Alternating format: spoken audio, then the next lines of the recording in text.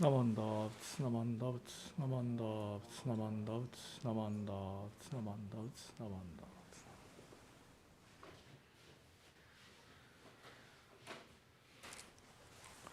Namandav, Namandav.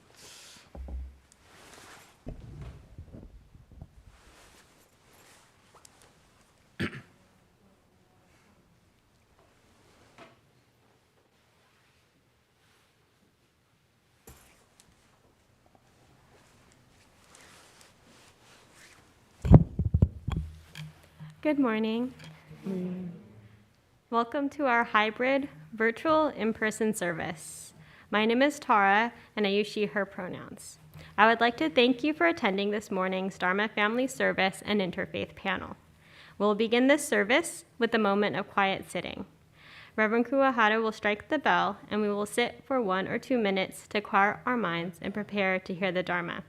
Then he will strike the bell again, and we will continue with the service.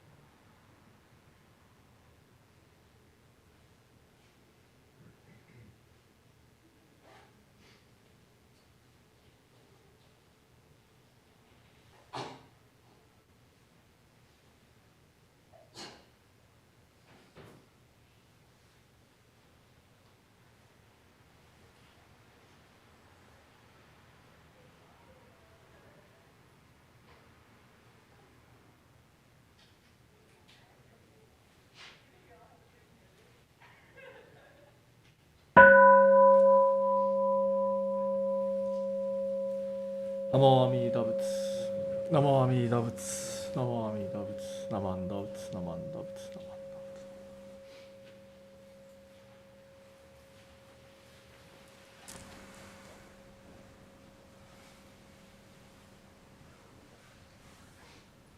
We will now chant the Jusei-ge, which is on page 93 of the large service book.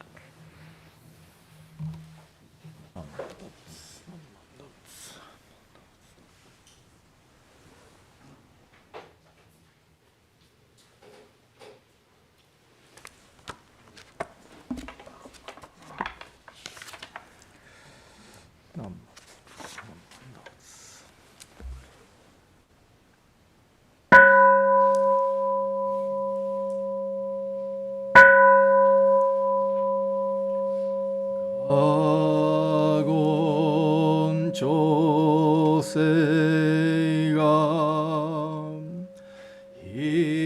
Ishimu Jodo Shigan Fu Manzok Seifu Josho Gak Gao Muryoko Fui Dai Sesshu Fusai Shobingu Seifu Josho Gak Gashi Jobundo Myosho Chojippo Kukyo Mishomon Seifu Josho Gak Ryokujin Shonen Joe Shubongyo Shigumu Jodo 所天人師人力現代公不正無才道少女三苦名交際集約難回避知恵言滅死公門は閉塞小膜道通達全宗門高僧上満足異様実法日月主樹期天候音符言一種解放像公正苦毒法上王大集中説法施施苦供養一切仏具足主徳本元年心上満徳意三愛を女仏無下知通達未不詳願学営利投資最小尊志願略王家大戦の感動国書天人当内妙見アマンダブ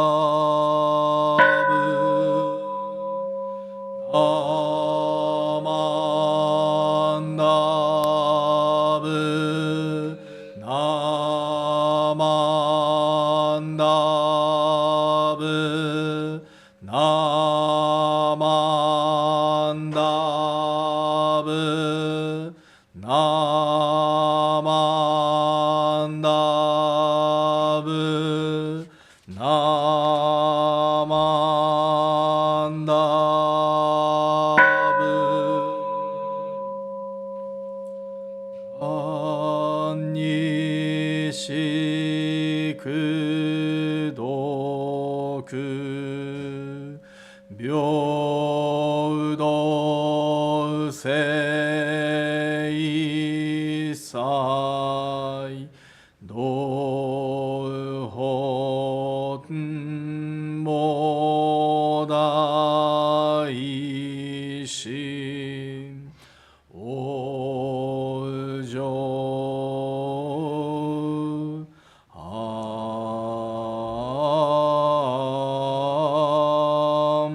楽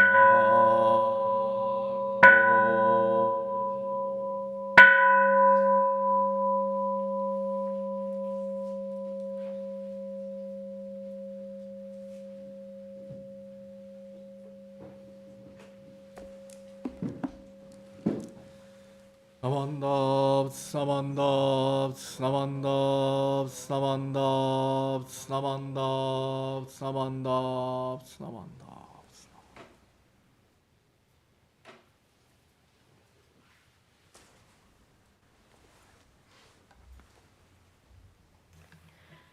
Please rise if you are able to follow along with the Gatha, How Sweetly the Lotus Grows, which is on page 183 of the large service book. Then please remain standing for the reading of the Three Treasures 1.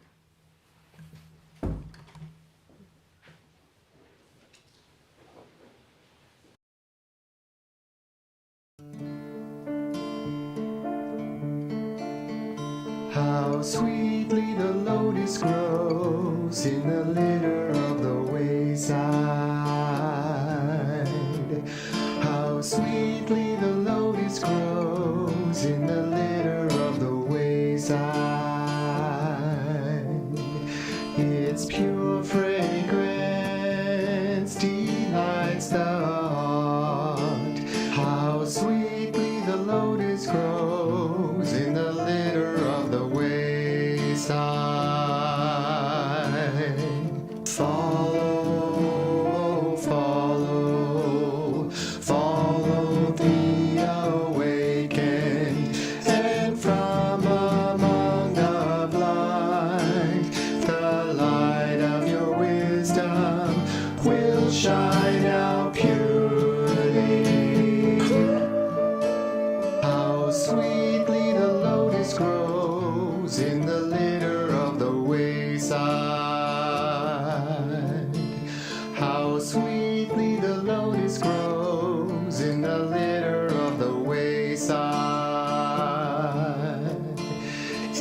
pure fragrance delights the heart. How sweetly the lotus grows in the litter of the wayside.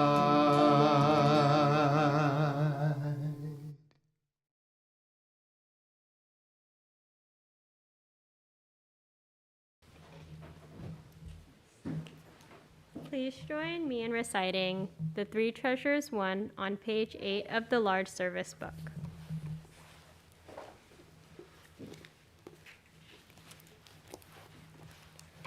Three Treasures 1. Hard is it to be born into human life. Now we are living it. Difficult is it to hear the teachings of the Blessed One. Now we hear it. If we do not realize the truth in this life, when will it be realized? Let us reverently take refuge in the three treasures of the truth. I take refuge in the Buddha. May we absorb ourselves in the principle of the way to enlightenment and awaken in ourselves the supreme will. I take refuge in the Dharma. May we be submerged in the depths of the doctrine and gain wisdom as deep as the ocean. I take refuge in the Sangha. May we live in harmony in the great assembly as disciples of Buddha and be freed from all hindrances, becoming units of true accord in a life of harmony, in a spirit of universal oneness, freed from the bondage of selfishness. Even through myriad ages of kalpas, hard is it to hear such an excellent, profound, and wonderful doctrine. Now we are able to hear and receive it. Let us thoroughly understand the true meaning of the Tathagata's teaching. Namo Amida Butsu. Namo Amida Butsu. Namo Amida Butsu.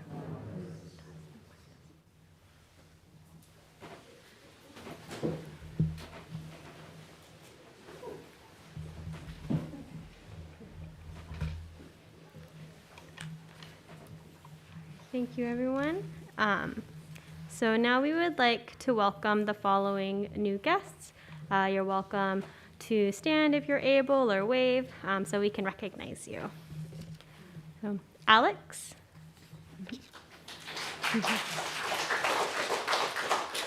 Nice to meet you. Eddie.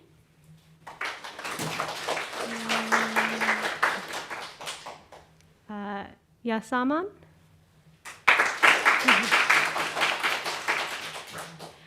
Welcome and thank you for joining us.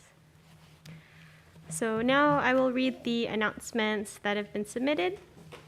If you have any announcements to be read at the Sunday service and to be included in the announcement slide, please send it to the temple office by Friday before the service. First, we'll have the online meditation and discussion, which will be on Wednesday, October 26th at 7 p.m. You can sign up on our website. We also have the Berkeley Buddhist Temple Dharma, which is a monthly online study session. It will be on Buddhist cosmology, and that'll be Wednesday, October 27th at 6:30 p.m. And you can also sign up on the website. There will be the Buddhist Global Relief Action to Feed the Hungry. You can join the Berkeley Buddhist Temple team in raising funds through the 2022 Buddhist Action to Feed the Hungry campaign. The sign-up link is on our website. You're also welcome to join on Saturday, October 29th at 12 p.m. The Buddhist Global Relief will host an online Dharma gathering, creating a more compassionate world. Reverend Kuwahara will be one of the speakers, so please join if you are able. The registration link is also on our website.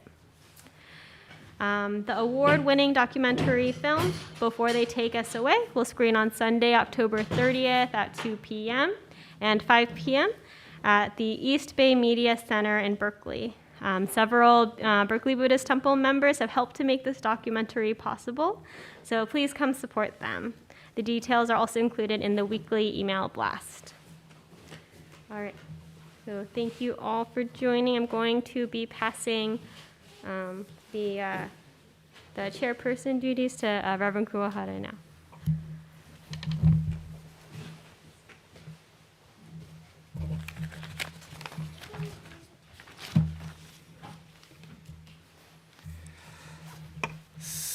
Thank you, Tara, for being your chairperson today. Sorry, kind of distracting you setting up the table. Yeah. So now we will have the interface panel discussion. And then, Dharma school student, if you are a middle school or high school student, please stay for the interface panel discussion. And then please share afterwards the idea that was interesting or new to you, okay? And then if you are preschool through the fifth grade, please join the Joy Sensei's class, in her class upstairs today, okay?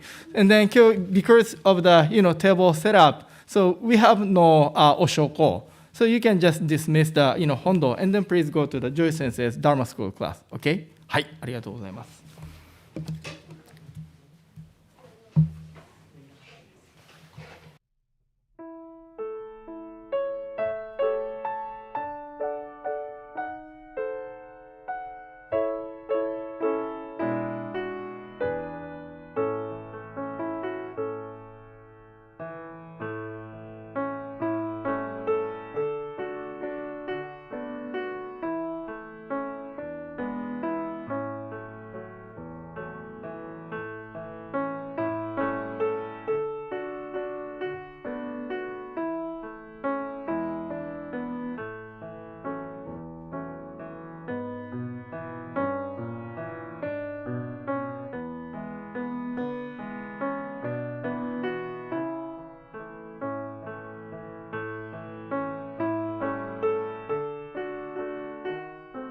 We'd like to invite speakers today. I think the table is set, and then please, come to the front.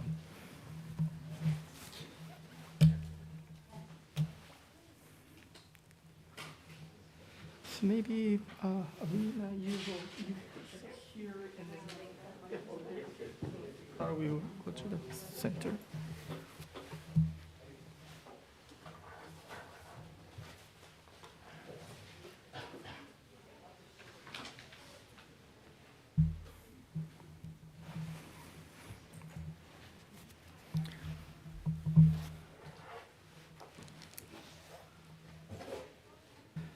Okay, again, thank you very much, everyone, for attending today's service. And then, as some of you know, once a year, Berkeley Buddhist Temple has a interface panel discussion. Usually it's October time. So this year, we have 3 speakers. And then our this year's subject is hate. What can the faith community do about the hate that seems to be all around us? So that is today's topic and then theme. And then, so after the panel discussion, everyone is invited to join us for a coffee social in the social hall. But anyway, so before, so I'm going to introduce each speaker before they, give a speech presentation. So today, I would like to have Mina Jandali as the first speaker of Islam. And then she's from Islamic Networks Group, ING. Yeah. So Mina Jandali is a founding member and content manager of the Islamic Networks Group, ING, a nonprofit organization with affiliates and partners around the country that are pursuing peace and countering all forms of bigotry through education and interfaith engagement, working with the framework of the First Amendment's protection of religious freedom and then pluralism. The Amina team teaches a class on Islam at the City College of San Francisco. Amina received her MA in Near Eastern Studies from UC Berkeley and then BA in History from the University of Illinois. So, Mina, please, go ahead, Good morning, everybody. Nice to be back. Nice to be back in person. Hello? Okay, that's better. Nice to be back in person after, I think, a couple of years. And sorry to see here that Diana is not feeling well and Rabbi Lerner's not feeling well, but hopefully they feel better soon. We have this crazy weather, like winter in October, but the silver lining is the fires are damped down. So today's topic is something that we deal with a lot at the organization I work at, ING, as the introduction kind of alluded to. And hate is something that Muslims are very familiar with in the last couple of decades. It was the impetus, even before 9/11, for us to start this organization. We saw rising hate in the early 90s against Muslims, and a lot of stereotyping, a lot of just really negative press about Muslims. And so we began working to counter those ideas through facts and through a better understanding of Islam and Muslims. But today we're still seeing high levels of what is called now Islamophobia. I'll just give you a few statistics. According to a 2021 report that came out of UC Berkeley right around the corner, 68% of Muslim Americans say they have experienced Islamophobia, and of these, 76% recently. So it's still a real problem. And it actually found higher rates for American-born Muslims, 82%, young adults, 81%, and women, 77%. This could be the fact that they're taking note and maybe, registering that this is happening. And it also found that 88% censor their speech or actions for fear of how people might respond to them.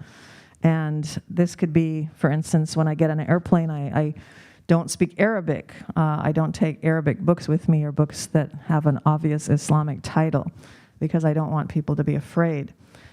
A recent poll from ISPU found that Muslims experience religious discrimination more than any other group, 62%, and this has been consistent over the past few years with their reports. And this is slightly higher than Jewish Americans, significantly higher than other groups. And this was both in interpersonal discrimination, like at work with coworkers, 43%, or on social media, 56%, which is a big culprit here, as well as institutional settings like interacting with law enforcement, applying for a job. They found that Muslims who had an obvious Muslim name get a lot less callback than someone with a more anglicized name. Or at airports, obviously, 44% reported discrimination at airports, and even in healthcare, 25% reported in healthcare. So these attitudes have a direct impact on interactions, day-to-day experiences, and even hate crimes, which have went up for everyone, but especially for Muslims in 2016, 2017. They have gone down, thankfully, but they still exist. Vandalism against mosques, violence against Muslim businesses or even individuals, and we've seen this across many different groups and sectors. So a lot of the hate starts with ideas that then create the bias that leads to discrimination. And as we know, words do have an impact, and there are ramifications. The saying, "Sticks and stones can break my bones, but words do not hurt me." They do actually hurt people. And in the Quran, the Muslim holy book, in chapter 50, verse 18, the Quran says, "Not a word does he utter, but there is a watcher by him ready to note it." And this refers to the angels who are writing down everything that we say. And this will be actually something that people will be held accountable for because words are hurtful and can be hurtful. It's also a famous saying of the Prophet Muhammad, peace be upon him, when he says, "Let he who believes in God and the last day speak good or keep silent. And let him who believes in God and the last day be generous to his neighbor and be generous to his guest." And so silence is a virtue that too many people don't follow anymore because we have so many venues for expressing our ideas. And sometimes just staying silent is the best option. If you're on social media and people are arguing about a certain idea, you know where that goes when you jump in. It just never ends, and you become angry, and you end up maybe blocking that person or dropping them as a friend, and all over an argument that didn't have to take place. And even family members, we had a recent incident on my family on a WhatsApp group that caused a lot of dissension. It was not a big deal, but people had different ideas, and some people ended up leaving the group. So sometimes even an idea that is not necessarily a bad idea, just not voicing it because there's no benefit. Is it kind? Is it beneficial? Is it better to stay silent? So I think silence is undervalued in today's society, and everyone is an expert, everyone has an opinion. So hate speech obviously takes an even higher level, and the Quran specifically talks about that. In chapter 6, verse 108, it says, "Do not revile those whom they call upon beside God, lest out of spite they revile God." And this is basically the idea, you call someone mother a name, they're going to call your mother a name. And so nobody wants that to happen. And so just avoiding these really degrading actions or degrading speech. And additionally, these insults can encourage other people to behave in a similar manner. It normalizes, low-level speech becomes more common. Additionally, there are many Islamic teachings to be patient, to forgive. Forgiveness is at the core of all religious teachings, and it is the better person who can forgive and overcome their anger rather than responding in kind. Now, that doesn't mean one should not address hate speech or just sit back and be passive, but it should be through a rational, well thought out plan, doing research, providing counter messages. The power of an idea should be in how well you can articulate it. And it doesn't have to be articulated in a hateful way, but a logical way. And unfortunately, as we've seen in history, as financial crises, increase, there are going to be scapegoating of certain people, and this hate speech becomes part of it. The Quran also tells us that He created us, as it says in chapter 49, verse 13, as different nations and tribes to get to know one another. So one of the best ways to overcome these biases is to get to know people from different groups, invite them for tea, invite them for dinner, get to know them as human beings, and recognize that every human being has a bias towards others, and learn to kind of challenge those biases and overcome them by learning, by preventing this habit, being open to critical feedback, listening to other people and apologizing, holding oneself accountable to a higher standard, and striving for continuous learning and growth. And this can, in turn, impact other people. Additionally, when we witness bad behavior, call out racism, regardless of what the intent is. Speak up if you hear or witness bigotry. Don't let people, shut you down by saying you're being oversensitive. We saw what happened in Los Angeles recently and the fallout that created, and that really does destroy communities. It destroys the trust that people have for each other. So even in a private place, make sure what you say reflects your values. Check in if you have colleagues or friends who are experiencing any bigotry, whether it's directly towards them or towards their community, which often is the case when there is some kind of an incident that's also traumatic. Ask them if they need support and what kind of support. Don't make assumptions, what that support looks like. And join community spaces if needed to heal from any bigotry. Volunteer for community organizations that counter bigotry. So in our organization, we educate about Islam and Muslims, but we also educate about different faiths and different ethnicities and races. And we go in and talk about the roots of bigotry, how historically they've developed, how they are now institutionalized, and ways to overcome them. So we're always looking for new speakers in both of those bureaus. And continue educating yourself, learning about others, learning about their stories, learning about their trauma, because at the end of the day, we're all human, and the more we can understand each other, the better we will have that really unity to fight against hate and bigotry. Thank you. Assalamu alaikum. Peace be upon you. Thank you, Amina. Okay, so now we would like to have next speaker, who is Mahaba Kimberly Young from Sufism. So before she starts her speech, may I? Okay. May I introduce her? Yeah, okay. So how about Kimberly Young, MD, MDiv, became a student of Sufism under Sheikh Saeed Muhammad Al-Jamal and then Al-Fayl Ashadoli in 2013 and became a Muslim the following year. Graduate of a Master of Divinity programs in spiritual pacemaking as well as spiritual healing and counseling for physical and emotional well-being from the University of Sufism. She is now a faculty member of University of Sufism.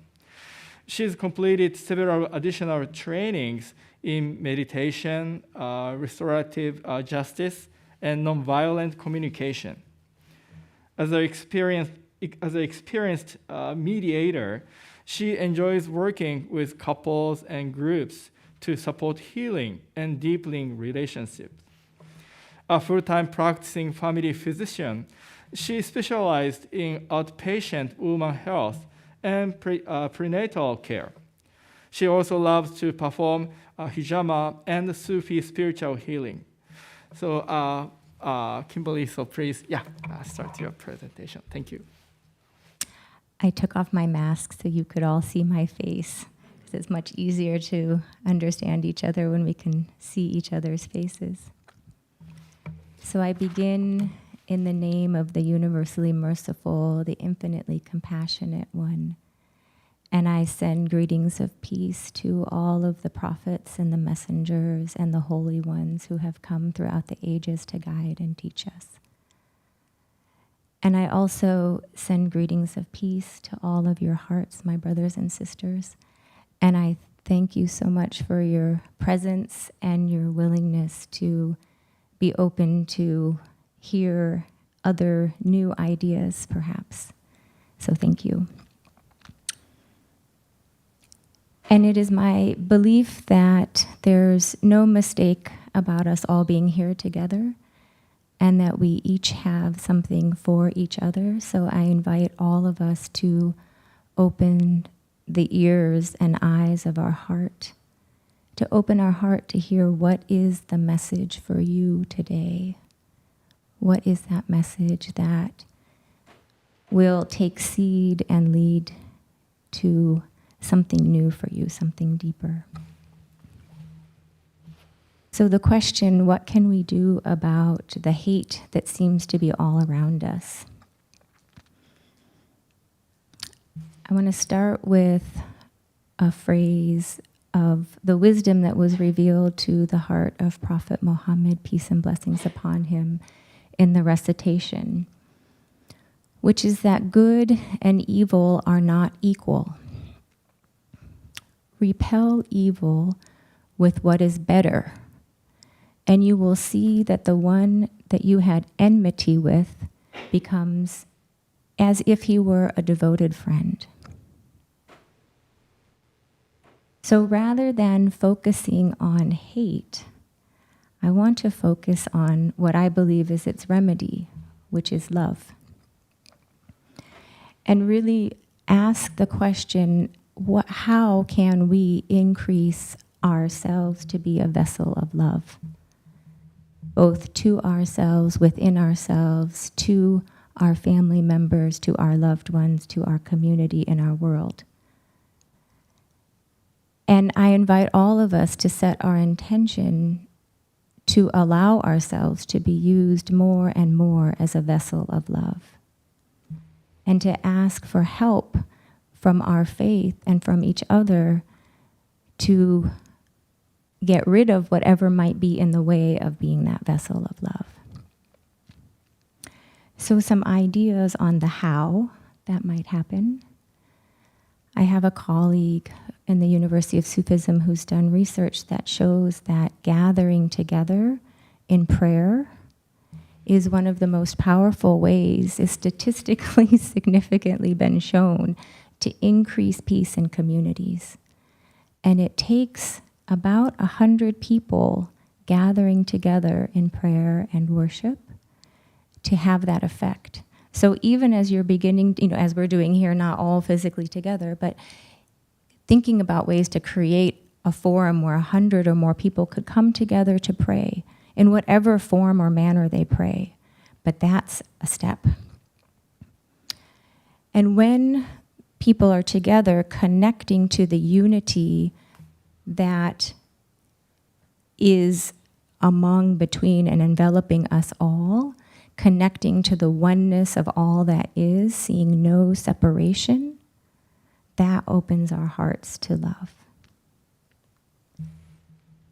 Individually, if we can't gather in groups of 100, to spend 20 minutes twice a day in prayer, in reflection, in connecting to the unity, in connecting to that oneness. 20 minutes twice a day. If each one of us can make that commitment and then invite others, the more that we have in a community doing that, the more that the peace and love can spread. When we are faced with situations where hate is being expressed, or maybe even just a difference of opinion, to be with that person, with that expression, from a place of mercy and seeking to find a deeper understanding. Love opens with understanding. So if there's something that we are not finding ourselves loving, then how can we deepen our understanding? It may on the surface be hard to find that understanding, so go deeper until the understanding and the love opens. Even if it's a conversation between two people that on the surface appears to be a disagreement, underneath it there can be commonalities, common values, common ideas that may just need a little bit of digging to find. In Sufism, we have an understanding that everything that we see outside of us in the world is not truly separate, but rather a reflection of what is inside of us. And so if we're seeing hate outside of us, or if we're seeing less love outside of us, then the question is, how can I look inside of myself to find the place that is not fully open to love? Where is that place inside of myself? Because that's truly the only thing that I can change on the deepest level. So I begin by looking inside of myself and see, where am I not in love fully? And in Sufism, when we find that place, one of the things that we do is chant, recite. We called it dhikr, chanting, just as we've been doing this morning. And a very powerful chant, when we find those places that are not in the unity, is La ilaha illallah, reminding us that there's nothing worthy of our attention or our focus other than the unity that lies within, between, and among all of us on the deepest level. La ilaha illallah. Until that place inside of us is no longer in separation, but is connected again to love and peace and mercy and unity. And to also remember that everything that happens comes from the deepest mercy and wisdom. And so to not be in blame or judgment or separation, or to focus the cause of my circumstances are this person or that group or them. No, my circumstances are part of that deep, merciful wisdom. And it is my relationship with my heart, with the universal source, that is where my focus should be. And as my teacher says, the answer is love, love, and more love.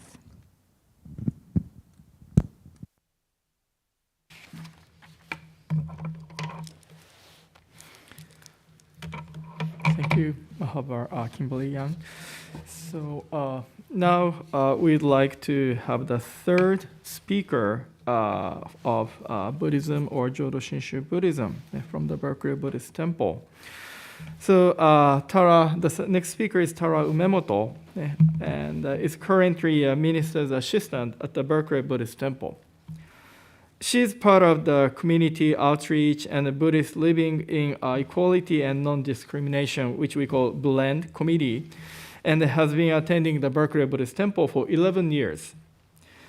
So Tara is also part of the Berkeley chapter of Japanese American Citizens League, JSCL, which led the effort in passing the Black Lives Matter resolution and the Stop Asian Hate resolution with National JSCL in 2021. Okay, so Tara, please, start your presentation. Thank you. Thank you, everyone, and thank you all for being here, and really appreciate the words from our other two panelists. I think a lot of what I'm going to say is very similar, based on similar values, maybe just with different words. But yeah. So I'd like to look at hate through the lens of the Buddhist teaching of interdependence. And so stay with me. The concept that everything is dependent on each other, and I'm here today because of all of these other causes and conditions. I'm here today because of these other experiences, these other interactions with other people because of these other people. And then all of these things are going to impact what I think, what I say, what I do. And so that's the same for everyone, every person. And it's the same for the person who might be saying the hateful thing or who's being violent. And so I'd like to look at hate through this lens to try to understand it, because how are we supposed to address it if we don't know where it's coming from or know what it is? And so while every situation might be different, there is the commonality that of this interdependence, and that we are all human, and we all have a brain. And so stay with me a little bit. I'm a social worker, and so I'm bringing in a little bit of that too, because for me, social work and Buddhism are very, there's a lot of overlap. And so in the world of trauma research, and this research really applies to more than just trauma, or applies to stress in our everyday lives as well. And so what we're trying to do is shift the mindset from what is wrong with you to what happened to you. Shifting from what's wrong with you, person who yelled the hateful thing, what's wrong with you, person who's being violent, to what happened, what's going on. And so this is because, in a nutshell, this question of what happened to you is taking into consideration this teaching of interdependence. And this is because of the way our brain works. And so the way our brain works is we experience something, and then our brain makes these connections, these memories. And then that leads us to act in a certain way in our current environment. And for things like strong emotions, traumatic or toxic stress, experiences, that stays in our body. And our body remembers these even if we don't consciously remember it. And so that means that something can trigger us to react in a certain way because our body or our brain is remembering that thing from our past. One other little thing about the brain is we actually use different parts of our brain based on how stressed we are. And the more stressed we get, the less logical thinking and critical thinking we're able to do. And we kind of move towards that fight, flight, freeze, fawn. So that's the yelling, that's the hate, that's the violence. And so I just wanted to share a little bit of that. A lot of this is from trauma researchers, Dr. Bruce Perry, Maya Solovitz, Dr. Nadine Burke-Harris, Resma. Just wanted to share a little bit of what I've learned from them. And so this is a human reality. I think that how our brain works, how it processes things and leads us to act in certain ways. I think in Buddhism, this is what we call the three poisons. So the greed, delusion, and hate. Because it's all these different experiences in our past that lead us to the greed, to the delusions, to the hate, and which then can lead to hateful actions. And so, as humans, this is something that's natural. It's natural to want something. It's natural to misunderstand something because of prior experiences. It's natural to feel things like hate. And so the hate is, as we've heard today, it's not just around us, it's in us too. It is our past experiences kind of helping us to read our current environment. It's kind of like putting on these past experience glasses in a way. And so I'm going to share just kind of a quick, small, personal story. And so I was at an old job, and it was at the very beginning of the pandemic. I'm a social worker, and so we were in the field, in the office.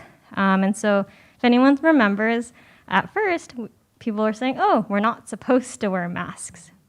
Right? And then that changed, as we can all see. So our policy changed. But, I wasn't used to it. I wasn't in the habit of wearing a mask yet. And so, I was at my desk, took off my mask to drink water, and it was like, oh, I have to go to the printer. Without thinking, didn't put my mask back on. And someone yells at me. And they say, what are you doing? Why aren't you wearing a mask? You're putting me in danger. And so this experience, I was, at first I felt bad. I immediately put a mask on. I was kind of upset at myself. I'm like, oh, why didn't I remember? And I was mad at him. I was mad at him for yelling at me and singling me out. And, not calling out the other people not wearing masks. And so, and then, so first I'm mad, and then maybe retrospect, maybe not right away, I was also thinking, he's probably stressed. We're navigating this new pandemic, this virus that is killing people. It's scary. And we're all still in the office, and that's stressful too. And so what I'm trying to say is, we're not Buddhas. We all have emotions and get angry, and we have hate too. We're human. And, we've all experienced these types of maybe microaggressions or larger aggressions or policies. And sometimes we're going to get upset about them. And so I want to also be clear. I'm not making an excuse for the hate or the violence. I'm just saying there's an opportunity to learn from the hate, to understand the hate or the violence. It's not an excuse, and it doesn't make any actions right, even if it's the result of trauma. And it's a way to understand. And this is paraphrased from some of the folks that I had listed earlier. Okay, so we have this fog and this greed, this delusion, hate, and it's normal. And now what do we do about it? And it's something both panelists have mentioned before is connection. The key to healing from trauma is connection, and a lot of this is actually really stemmed from Maori and indigenous practices of connection. And so interdependence is both causes our brain to work in this way, and the interconnection can heal it, heal the hate, heal the harm. And connection is the opposite of delusion and hate, and so we can only understand if we connect, if we listen. And so standing together in community as a Sangha, as human beings, is the best way to address hate because we are interconnected. And, we don't get through the hard times by ourselves. We get through them with the support of others. And so just the importance of leaning into this interconnection, being there for each other, being kind to each other. Yeah. Thank you. Okay, thank you, Tara. ありがとう。So now we've had three speakers with very, wonderful, kind of enlightening or inspiring, words of wisdom from different traditions. And then now, so first I'd like to ask three speakers if you have any comments or questions among the three speakers.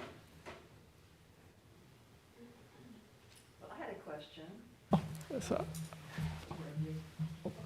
lot of times when people are hurt, like what happened in my family, the tendency is to just move away and distance oneself and not want to interact with the source of that hurt. But at the same time, you're saying connection is important. So it's like when you're in a car accident, you don't want to go back and drive, but you kind of force yourself to. But there is the possibility of being hurt again or hurt even more. So just your reflections.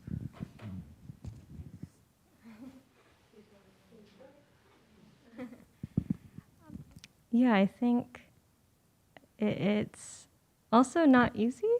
Yeah, I think when we're connecting, it's opening up our mind to kind of hear and to learn more.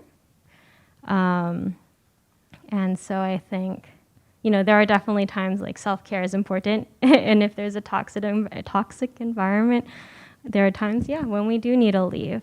And the connection might need to come from somewhere else. So maybe it's not talking to that person. Maybe that's not going to be a healthy choice. Maybe it's talking to a friend.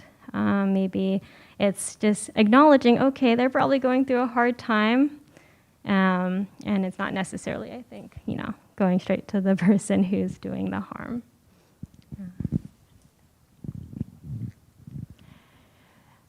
I personally find that text is one of the hardest places to have communications because we miss so much in the communication, and that it can be very easy to misinterpret, misunderstand, or not have the full picture. And so that's, I think, when a misunderstanding, in a family in particular, where we don't want to sever ties of connection, where we don't want to be distant from each other, that would be an opportunity to hopefully with perhaps representatives from other members of the family or maybe a neutral party or people who are not so affected by the words that were passed, to bring those who were affected together with an opportunity to speak about impact and intention. What was my intention in saying what I was saying, and then what was the impact of those words on me.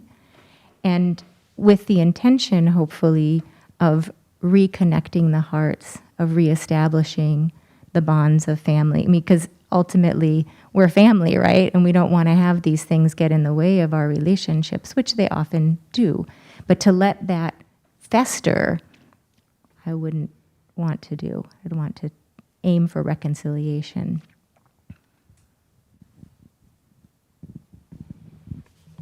Okay, thank you. So now we'd like to. I'd like to open the question from floor. So maybe I'd like to have 2-3 couple questions from the participant at the for today's interface panel. So if anybody who wants to ask a question or share your comments, don't be shy.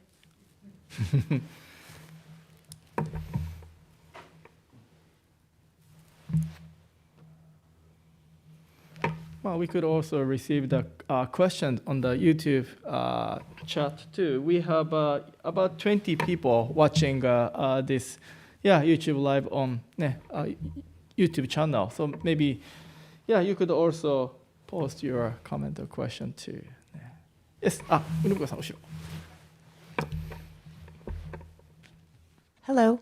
I had a question, not for a particular person, but just if any of the three of you would want to comment what's going on in Iran right now with the protests for the, the killing of the woman by the religious police. Thank you. Yeah, so we actually issued a statement at our organization, ING, condemning murder of someone who wasn't wearing hijab, because murder is the most grievous sin that a person can undertake. And I think since then there's been maybe 200 people who have also lost their lives. So it's really tragic to see this. And for the hijab, which, I choose to wear my hijab, I do it for God. I don't do it for my husband or for another person. And the idea that forcing people to, observe a religious act when the intention should be to please God is really, to me, an oxymoron. I mean, obviously there's some kind of standards of dress, but it just doesn't work when you force people to do things, and it's counterproductive. Whether it's countries like Turkey in the past forbade women from wearing hijab, and you saw everyone putting on hijab. Sometimes when you tell your kid don't do something, they're going to do it even more. So I think it's really counterproductive, but it's also just a total misunderstanding of what is foundational in Islam, which is preserving human life and focusing on those things that help a society to grow and to be healthy. And this fascination with externals, I really think is missing the whole mark of Islam. Islam is meant to make us beautiful people in a beautiful society. And I hope something good comes of it and no more lives are lost. But, we've seen these governments just dig in their heels, whether it's, Iran or, in the name of religion or in the name of any ism, power is power. And I think, unfortunately, we're seeing just a lot of that across the globe.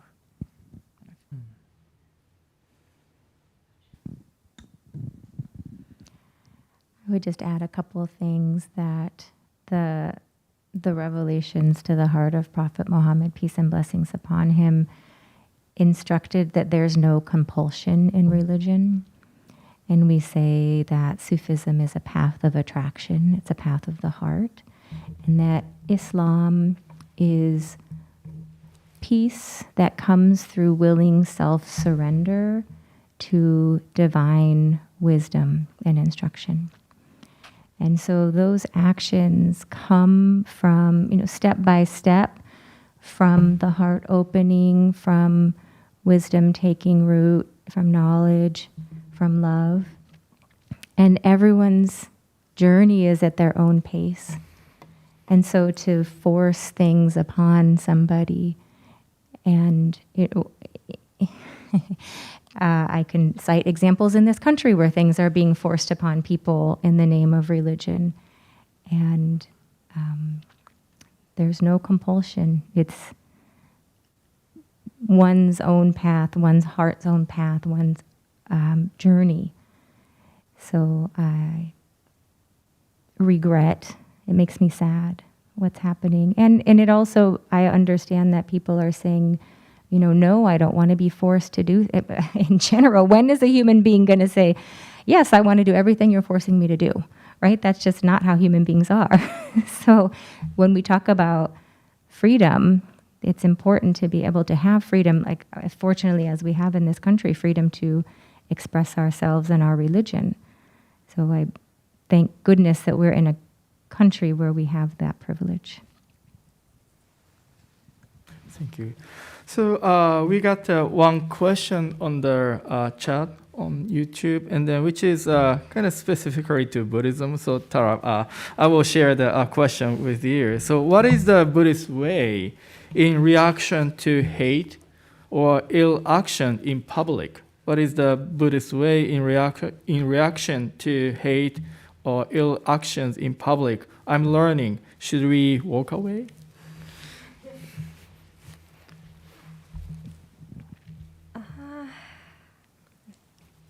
This is a big question. I think it, it depends who you ask, honestly.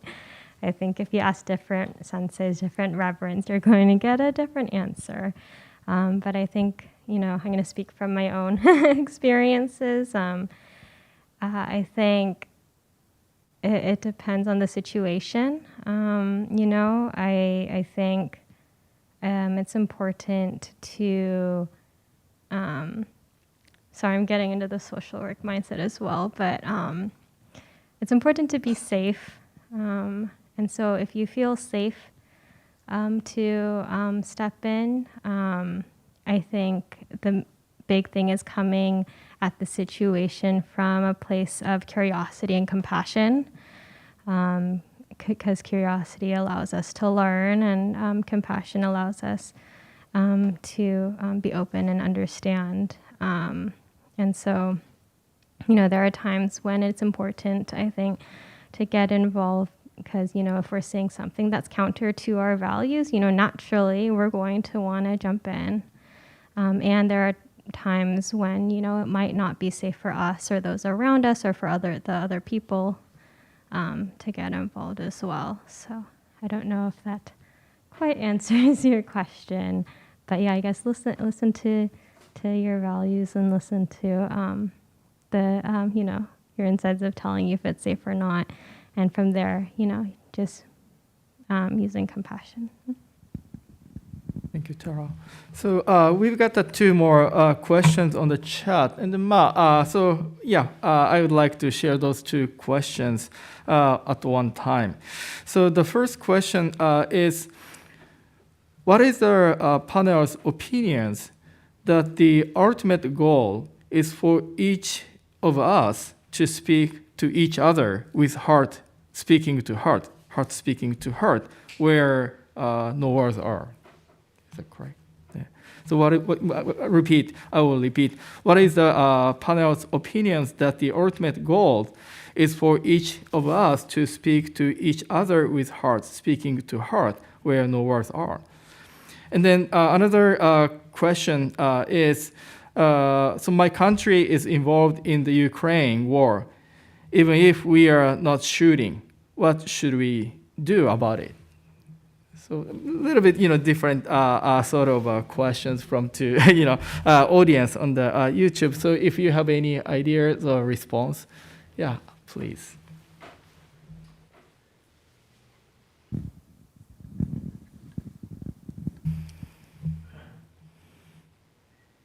So I'll start with the second one first, which is, even if I'm not actively involved in a war, yet I'm a witness to a war, how can I be with that? And again, I would start with inside of myself. If there's any place inside of myself where I might find that I have any connection to this war, then I would ask for forgiveness for that. And it might be a deep look inside. On the surface we might say, oh, that's not involving me in any way. But ultimately, the more we look, because we are all connected there, and it's in our awareness, there's a way that there's a piece of it for us. So then I would be praying for mercy and forgiveness and peace.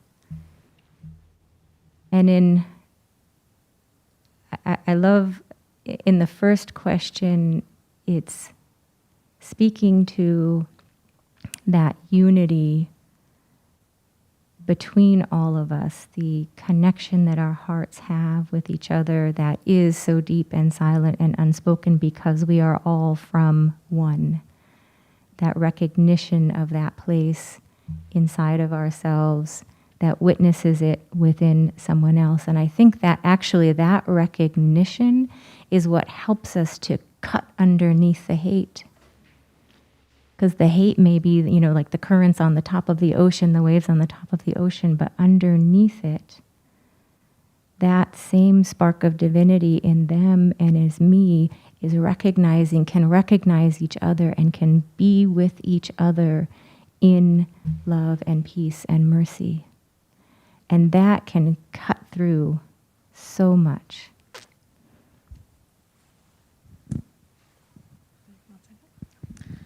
So for the question about war, one of the things about the war in Ukraine is that it has really centered a few things. One of them is that, wow, we're still dealing with this in the 21st century. We're just sitting and watching this, and we can't do anything about it.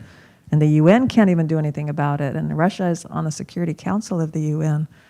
And as someone my husband is from Syria, beginning in 2015, Russia entered the war there that was really basically an attempted revolution to overthrow the dictator there who'd been there with his father for some 45, 50 years. And Russia, barrel bombed the entire country. And the world was pretty silent, except when Syrian refugees started to reach Europe, and then everyone's like, oh my God, we got this refugee crisis. So seeing the disparity in how these two wars were received and how the refugees were perceived, including the travel ban here in this country that was really aimed at keeping those refugees out, is a very potent reminder that as humans, we really have double standards about everything. And it's interesting that Putin just recently condemned the blowing up of the bridge to Crimea as an act of terrorism. Like, what? You're the man who's like bombing hospitals and civilians, and you're calling this an act of terrorism. So what is terrorism? Why is it okay for a government to do something that, a group of people or another government does? And I really do feel like it's time for the world to just really have a discussion about war and the way that war is carried out, because in the past, war was supposed to be on a battlefield between two armies, and now it's, since World War I, really just bombing entire cities into the ground. Is this civilization? And then as Muslims, we're called the terrorists, so that's really ironic, because this kind of terrorism is just not considered terrorism. And so, yeah, double standards. I think we need to always try to keep a single standard when we look at humanity, when we look at wars, when we talk about politics. What is politics? Politics is, civilians dying, and we have to have positions about these things. And then to the question about interacting with each other, I think we've all come to have these personas, and social media has really exaggerated this, where we're all trying to maintain a certain appearance, even though we may be hurting inside, or even though we may be going through a real problem in our life. We still have to keep up an appearance because everyone else is doing that, and that also can impact our face-to-face discussions, especially, COVID really put a damper on those face-to-face discussions, and I think what we're talking about is authenticity, where we can talk to each other at that heart level, where we don't have to keep up that persona, and then we can have real discussions, and we can find real support if we can be real. I think everyone's afraid to be real because we'll look down on each other or think ill of each other, and so I think maybe that's the crux of it. So would you like to say something?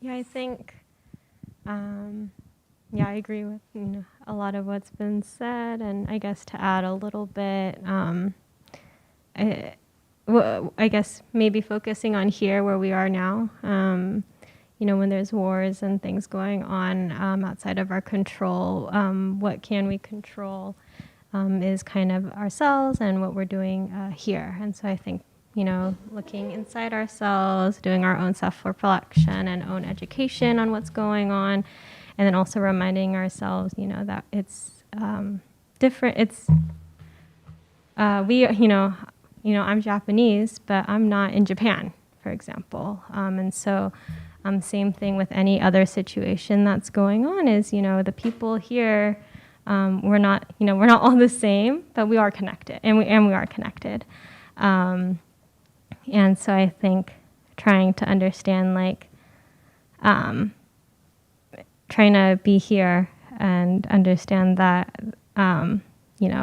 bringing that compassion to here, to take the moment to understand that the people around us, even if, maybe their ethnicity is the same as the country, that's where they're different and we're here. And so I think that's something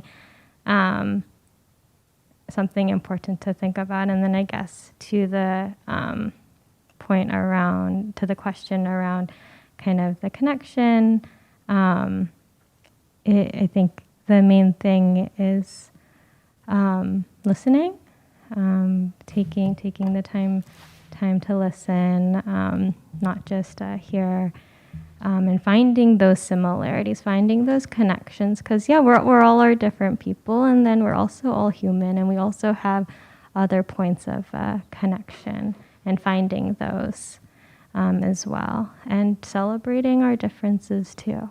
But yeah, sorry, not as eloquently said as my fellow panelists. Thank you. Okay, so I think it's almost 11:15. Now we would like to wrap up. So I think humans are very complicated. So within ourselves, we have love, we have a mercy, but at the same time we have a greed, anger, stupidity, those three poisons, right?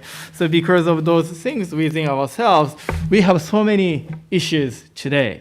Right, so I think as Kimberly pointed out, mercy, love. We need to cultivate mercy, love within ourselves, and then, but at the same time, we have because of our hate, greed, delusion. Those things cause many issues.